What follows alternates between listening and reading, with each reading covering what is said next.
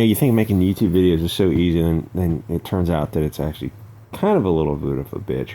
Click the links to support my Coke and Southeast Asian ladyboy habit, or if you want me to do a video editing your Comicsgate project, or if you want to mail me comics, weed, or cigars, whatever. So I saw the Fourth Ages video on the Marauders number 10, which just looks like a dumb kid's comic about the team-ups got to stop the evil blonde Russians from doing something. But the Fourth Age mentioned something interesting. The Russians and Brazil are the bad guys in the comic. They are working on a device that acts to damp down the powers that a mutant has because, well, they're a sovereign nation that want the ability to defend themselves from a small group of superpowered global tyrants, i.e. the X-Men. Russia and Brazil, Putin and Bolsonaro, two nations not on board with the whole LGBT agenda or the open borders thing. Both countries are very anti-gay, as is their right. It's their country, it's their beliefs. I will say, though, that the art in the comic is pretty cool, and they give some of the women boobs, which is really kind of weird to see. If you want to live in those countries, you live as they do. If you want gay men in dresses to read degeneracy to brainwash kids, you go to America, land of perversion. How dare Russia and Brazil protect their children from globalist cancer in real life and mutant cancer in the comics? The comic never explains why nations shouldn't have the ability to defend themselves against those damn dirty muties. Basically, comic writers are far-left internationalists who believe in a one-world government, as long as their small group is in charge. If it was a one-world government under Hitler, they would not be happy. But if it was under Mao or Stalin, they would probably be on board. The comic reaches the conclusion that Brazil and Russia shouldn't have the right to self-defense against muties, but they don't explain the argument to show how they reach that conclusion. Presumably because the mutants are better able to make decisions for sovereign nations than the nations themselves. But why exactly? Shouldn't people and nations have agency and the right to self-rule? Which raises a great philosophical point about cultural relativity. Should the mutants go to Pakistan and Afghanistan and protect the dancing boys from the peaceful child struggle snugglists? Should they stop them from stoning women and throwing gays off of rooftops? When is it right to impose your will by force on another person or nation? It seems like it would lead to abuse and never-ending interventionist wars of strong countries basically ruling the weaker ones, which is why comics use a lot of fictional places for their storylines. As soon as you bring in Russia and Brazil, the reader starts asking, hey, why do a dozen superpowered mutants get to impose their will on two nations? Doesn't that make them totalitarians? Would they go to... skip that part.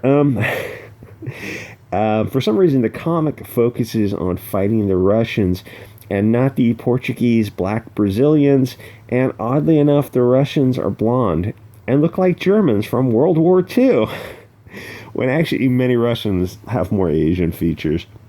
It's really weird how the artist made that quote-unquote mistake. Are people allowed to think whatever they wish? Are they allowed to build nations where they believe whatever they wish?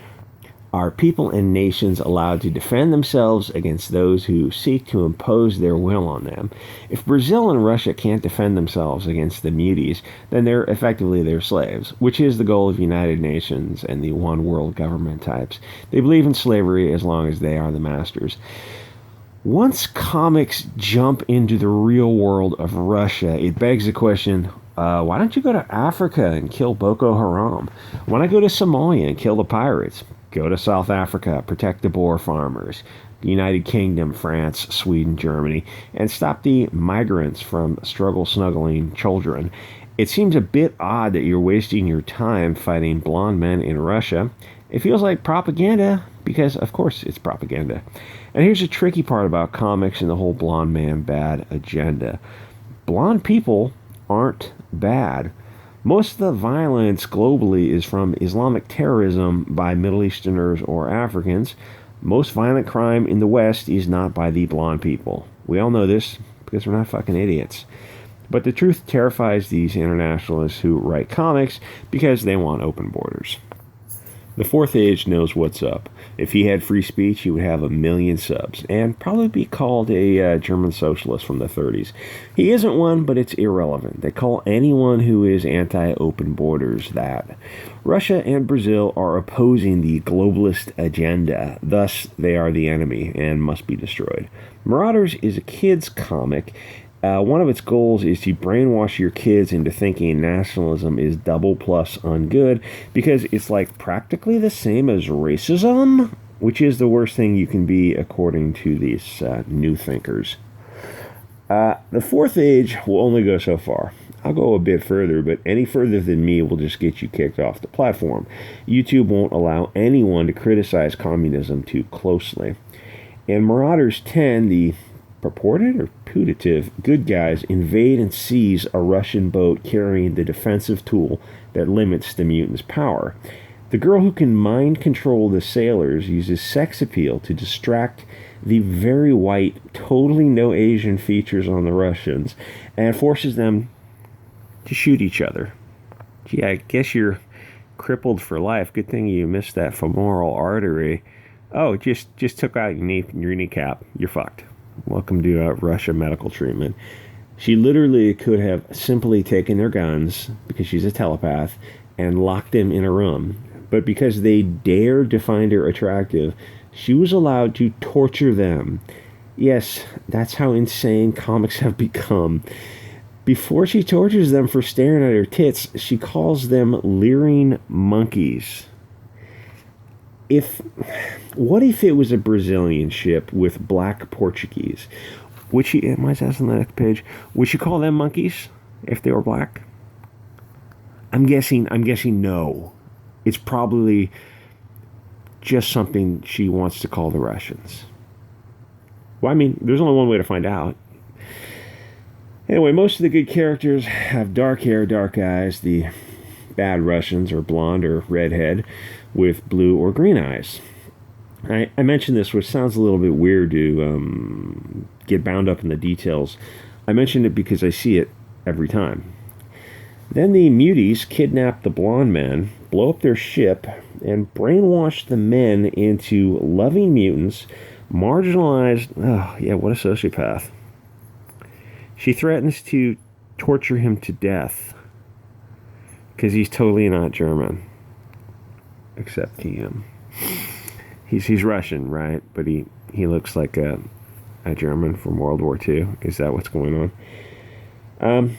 They kidnap the Russian dudes, they blow up their ship, and they brainwash the men into loving mutants.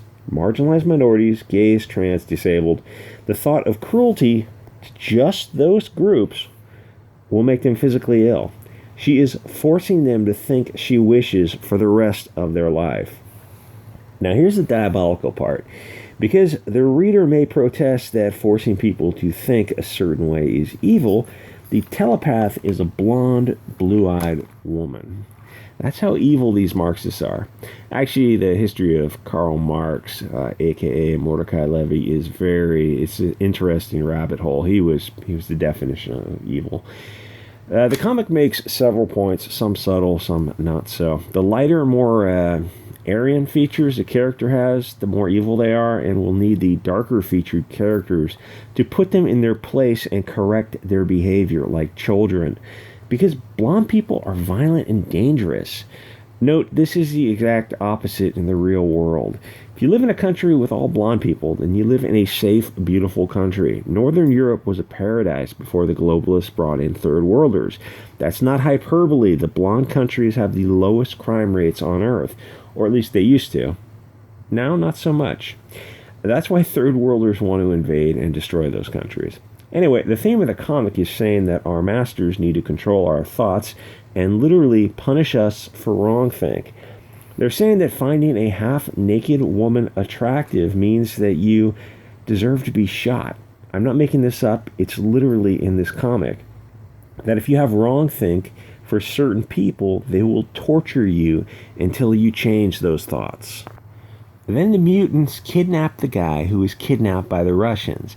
They take him to an island and brainwash him. They mind wipe his entire life and force him to believe that he is just a guy retired playing golf. At the end of the comic, they think that they're the good guys doing good deeds. Call me crazy, but I think people's thoughts should be untouchable. People should be free to find a half-naked woman attractive and not be called monkeys and then tortured. You should be free to hate anyone you please without being tortured by a mutant. People argue about free expression, but this is 1984 territory where Marvel punishes you for a wrong thing. Anyway, like, comment, subscribe, guys, and I'll see you on the next episode.